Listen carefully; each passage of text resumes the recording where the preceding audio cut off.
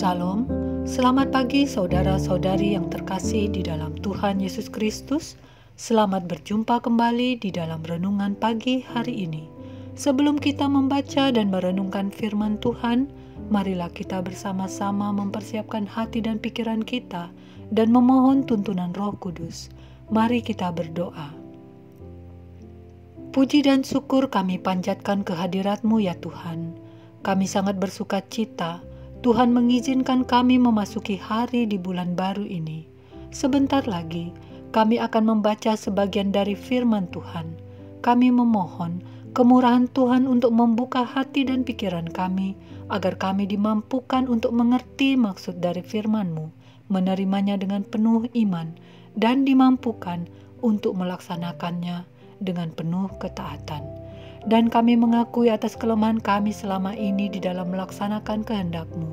Kami cenderung gagal dan bahkan melakukan banyak sekali pelanggaran-pelanggaran. Kami datang kepada-Mu Tuhan, ampunilah dosa-dosa kami. Terima kasih Tuhan, saatnya kami siap mendengarkan firman-Mu. Di dalam nama Tuhan Yesus, kami berdoa.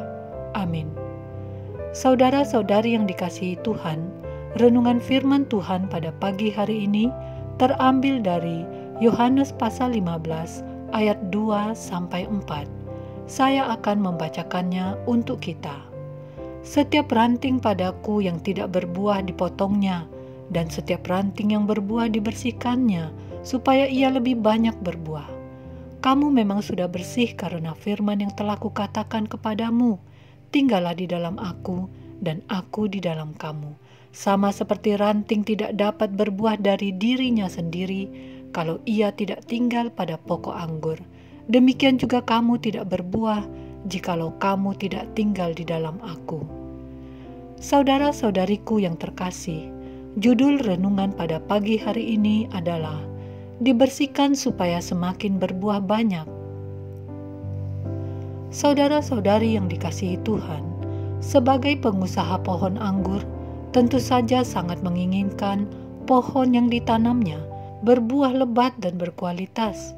Berbagai upaya dilakukan oleh si pengusaha agar mendapatkan buah yang lebat dan berkualitas itu. Salah satunya adalah dengan melakukan pemangkasan, membuang ranting-ranting yang tidak produktif atau tidak terdapat buah.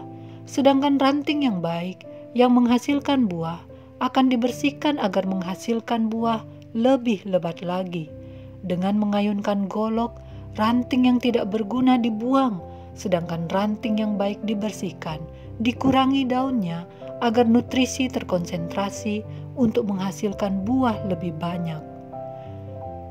Saudara-saudari yang dikasihi Tuhan, Yesus menggambarkan dirinya sebagai pokok anggur, di mana ranting dan pokok anggur memiliki hubungan yang sangat erat. Ranting hanya akan dapat hidup bila menyatu dengan pokoknya.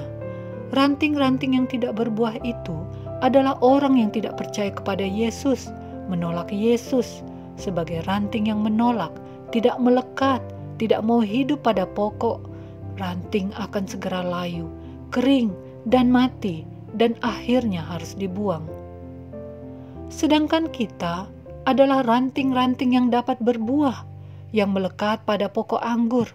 Dan setiap kita akan menerima perhatian dari Bapa, sang pengusaha pemilik kebun anggur. Dikala golok diayunkan oleh si pemilik, tentu saja akan ada rasa kesakitan. Demikianlah Bapa membersihkan kita, agar kita dapat semakin bertumbuh, menghasilkan walau harus mengalami kesakitan. Karena menghasilkan buah adalah hal yang sangat penting bagi kita sebagai orang Kristen. Maka dari itu, kita harus senantiasa mau dibersihkan. Saudara-saudari yang dikasihi Tuhan, dikatakan di 2 Timotius 3 ayat 16-17 demikian. Segala tulisan yang diilhamkan Allah memang bermanfaat untuk mengajar, untuk menyatakan kesalahan, untuk memperbaiki kelakuan, dan untuk mendidik orang dalam kebenaran. Dengan demikian, tiap-tiap manusia kepunyaan Allah diperlengkapi untuk setiap perbuatan baik. Saudara, demikianlah kita dibersihkan melalui firman Tuhan yang kita pelajari. Di dalamnya ada nasihat dan teguran. Kita dapat mengetahui hal-hal yang salah yang kita lakukan, yang harus dibersihkan. Ketika kita mau dibersihkan, artinya kita mau bila dosa-dosa kita dibasuh, karena dosa-dosa kita itu telah menjadi penghalang bagi kita untuk berbuah. Oleh sebab itu, dengan kerendahan hati, kita perlu mengaku dosa-dosa kita.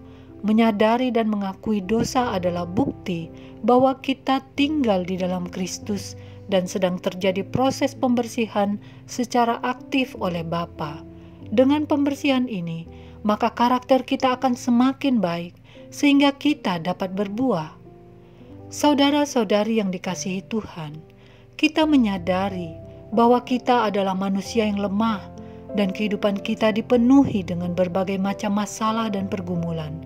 Kekuatan yang kita miliki tidak akan sanggup melepaskannya. Kita membutuhkan Yesus, satu-satunya pribadi yang mampu menolong kita dan mampu mendorong kita untuk berbuah. Maka kita harus tetap melekat padanya, menjaga persekutuan dengannya, dan selalu siap untuk dibersihkan. Dan sebagai ranting yang telah dibersihkan, kita haruslah berbuah lebat, berbuah lebih banyak. Kita harus bisa menjadi berkat bagi dunia, memberi buah yang baik kemana saja kita pergi. Sebagai hasil kita tinggal di dalam Yesus, dari hasil pemeliharaan dan perawatan Allah yang baik bagi kita. Mari kita jadi ranting yang melekat kuat pada pokok anggur dan bersedia dibersihkan supaya berbuah banyak, menjadi berkat bagi dunia. Demikianlah renungan pada pagi hari ini. Tuhan memberkati. Kita akan menutup renungan dalam doa, tetapi jika saudara ingin didoakan secara khusus, hubungi email kami. Kerinduan kami agar channel ini menjadi berkat bagi banyak orang. Mari kita berdoa. Ya Bapa, terima kasih untuk firman yang baru saja kami dengarkan. Melalui firman-Mu ini, nyatalah bahwa Tuhanlah satu-satunya penopang hidup kami. Tanpa campur tangan-Mu, kami tidak dapat hidup. Biarlah firman-Mu ini dapat kami pelihara dan dapat kami lakukan dengan taat, yaitu kami tinggal di dalam-Mu, melekat pada pokok anggur, menjaga persekutuan dengan-Mu, lebih lagi di dalam mempelajari firman-Mu, kami selalu siap untuk dibersihkan, agar kami dapat berbuah lebat, sehingga kami mampu menjadi berkat bagi dunia ini, dan semua itu demi hormat dan kemuliaan nama-Mu saja.